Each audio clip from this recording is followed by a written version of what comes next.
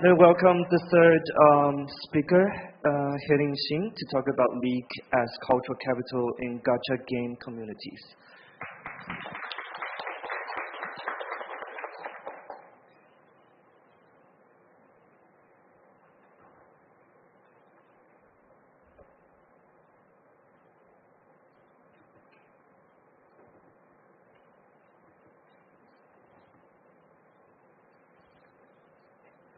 Oh, excellent. So if you're on social media, you might be aware of the latest drama, or like just a couple of days ago, Hoya sued this one of the most famous leakers in Genshin and Star Rail. The guy whose name starts with an H and owns a whole ass website where he posts all the leaks. So he got sued, and all the other leakers got scared, and they also announced that they're going to quit leaking. So I'm like, well, bless that way. What a massive free advertisement for my presentation. Well, so as this example shows, if you ever engage with Genshin Impact or any other gacha game, really, you cannot escape encountering what people usually call leaks. Even before for example, let's use Varka as an example. Even before the official social media account of Genshin Impact teased him as an upcoming character in January, there were people breaking their NDA agreements for the closed beta test for the next patch, where they will add him as the playable characters.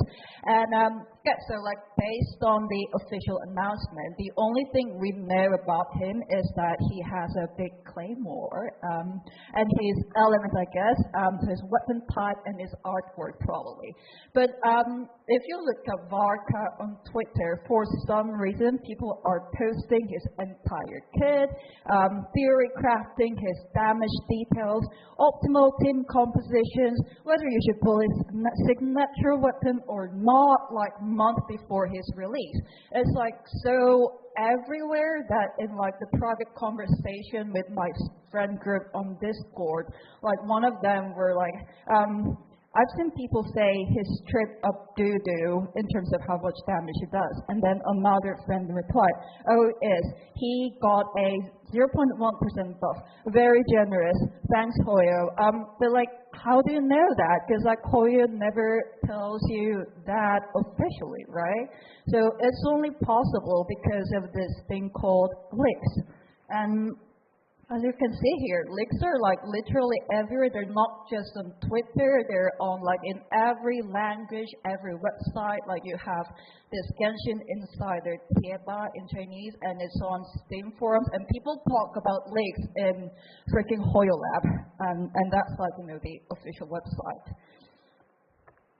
I mean, obviously, while the concept of leaks in gaming or in any other industry is not new, leaks in gacha games seem to be much more widespread and accepted within the fandom. For example, when it comes to non-gacha video games, maybe you sometimes get leaks about the upcoming new Nintendo Switch 2 or GTA, really big releases. But for gacha games, you get leaks every freaking patch. On day one of Genshin Beta, there are people posting entire story spoilers, data mine text on Twitter. I'm thanks guys for letting me know what happens to Dottore. Obviously, this is illegal. There are quite a few examples, including the latest guy that got sued, bless him. Mihoyo's Weibo account, for example, announced they held more than 200 people accountable for obtaining and disseminating leaks earlier last year. And while doing research for this paper, I discovered that Hoyo's legal department has their own Bilibili account where they post examples of cases where they successfully sued people, including leakers, and they get millions of views. So they really want to make examples out of people who leak their future content. So it's the equivalent of public hangings, digitally, you get sued by this multi-billion company if you leak our stuff, and you will end up on our Bilibili channel. But despite this, leaks keep happening. So, and I thought that was interesting. Like, why do people keep doing it when, like, even despite the danger of like this massive legal trouble? Right, so, for the purpose of this study, I define leaks as follows. They are unauthorized disclosure and dissemination of the game's upcoming content, including insider leaks, data mining, breach of NDA in closed beta test, and finally something called like clairvoyance in the community, which refers to the unreleased and or untranslated content from other servers in games where the original or the primary server is ahead of the schedule. This is more common in older gacha games like Fate Grand Order or Arknights. And while the last one isn't as illegal as the others, I included this in this research because it also fits the category of the game's upcoming content that the devs haven't officially announced yet, and they kind of like don't encourage you to know. So I will talk more about this in the upcoming analysis section. So research focus. I began my research with the question, why are leaks everywhere in gacha gaming spaces? And then to explore this topic, I focused on the following points. The role of leaks in the context of the relationship between gacha game players and the gacha monetization model, because this monetization model is what makes gacha games gachas, I guess. Then the next point, the role of leaks in gacha gaming fandoms, building on the topics often discussed in fandom studies, and how leaks contribute to and shape community discussions. Research methods. This study is an ethnographic, qualitative investigation of fan communities surrounding leaks. I've seen quite a few quantitative researches in the program, so I hope like this can kind of complement our discussions. The study grows from my own experience as a website administrator and fan translator for Grey Ravens, which is a fan website for the gacha game Punishing Grey Raven by Kuro Games. Has anyone played it? Like, has anyone like heard of it? Yeah, heard of it. Thank you. Anyway, where my job was to translate and publish information about the content that hadn't been made available in the global version of the game. Then I investigate community spaces where leaks are disseminated and discussed, such as social media, Discord servers, Telegram channels. And then finally, I introduce some comments from interviews I conducted members with of gacha gaming fandoms, and like what they think about, what players think about leaks. Disclaimer. Regarding the handling of personal information and research ethics, I do not share any actual leaks because I don't want this conference to be sued. Individual usernames have been anonymized, if they're not made public, and no reproduction of content in private community spaces or personal correspondence unless I got permission. First, the first part is where I share my experience as a translator of that website, and this is the part where I talk about that clairvoyance, or future vision, whatever the community calls it. Let's see, this was the website here. And the parts I'm responsible for example, if you click on the characters, you get all their skills, like this, and then, it's not showing. Yeah, I'm sharing the browser. Oh, it doesn't work.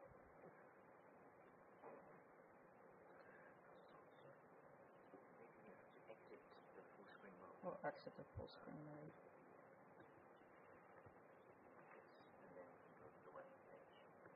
Yeah, this is the website. And this part, where is it? and you get roadmap, patch list, where they show you like what's coming in, like in what update. Okay. So I joined this website as a translator. The reason this website needed a translator was that like this is one of the games where there's a gap between the content release in the original server, that's the Chinese one, and the global server. So there's like almost a 1-year gap between like the releases. So they needed. But the thing is that this game's end game focuses on competitive content, so knowing characters' kit, ideal team composition, equipment, they're all beneficial for the community. Like they're like, so, and according to website statistics, the future roadmap and patch information, they were the most frequently accessed pages, which supports the idea that people are interested in knowing the future. So, so the thing is, this weren't leaks. So this is like we had this whole translation team working on Discord and Google Docs to translate all this information like 1 year before they are officially translated. The problem is that crew didn't stop us, but they didn't exactly help us. Like for example, they never gave us any official access to the beta, and we also didn't have a Chinese account, which you need like Chinese social numbers for. So we had to rely on the second-hand information, like having to contact people who are in China to send us screenshots, or like wait for the Chinese wiki to update their information, and we retranslate it from that. And this made people like call us useless, lazy, and slow because we couldn't provide this useful information like immediately. So and we also couldn't like do things like data mining because we were an officially recognized partner of the developers. So we couldn't do this illegal stuff that let us get information quickly. So what the takeaway here is that even if it's not completely illegal, there's this friction between the ability to get this like really useful, desirable information in Gacha game immediately and having to abide by the official terms of service. Next part, I'd start to talk about the actual illegal stuff. Well, so I mentioned that how leaks are everywhere in every language.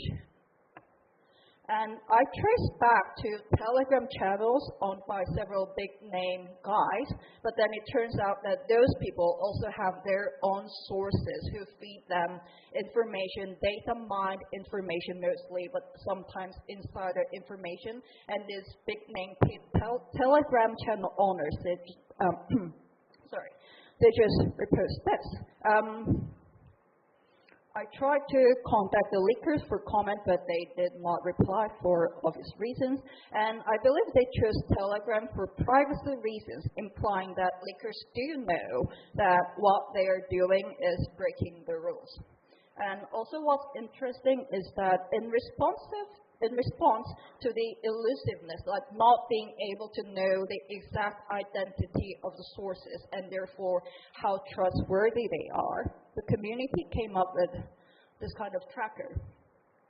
This is linked in the Genshin Leak forums, where you have where the community, the fans, they list every leaker and all the things that they have leaked so far, and they track how many of them came true to rank them in terms of how trustworthy they are. So there's this hierarchy, fan-made hierarchy between the leaker culture as well.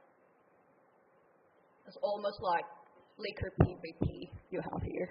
Okay.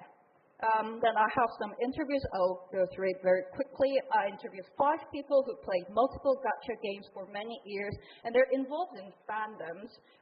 So I think they are quite a fair representation of player opinions on leaks. There were informal interviews conducted over Discord DMs. Okay, so no full text due to time and space constraints.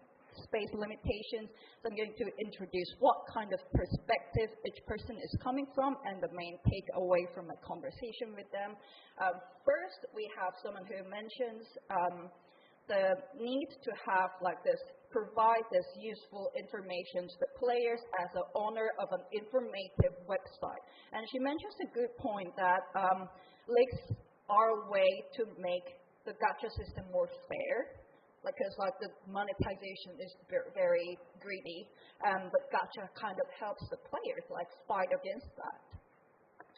Next, someone from, this is a player who's about chasing the meta, gameplay focus, and they mentioned that in terms of gameplay, leaks are nothing but beneficial to the player. Next, another player points out different responses to leaks depending on the game's economy, and also points out that leakers often act entitled. They have the power to shape community discussions. Finally, we have some insider perspectives from leakers.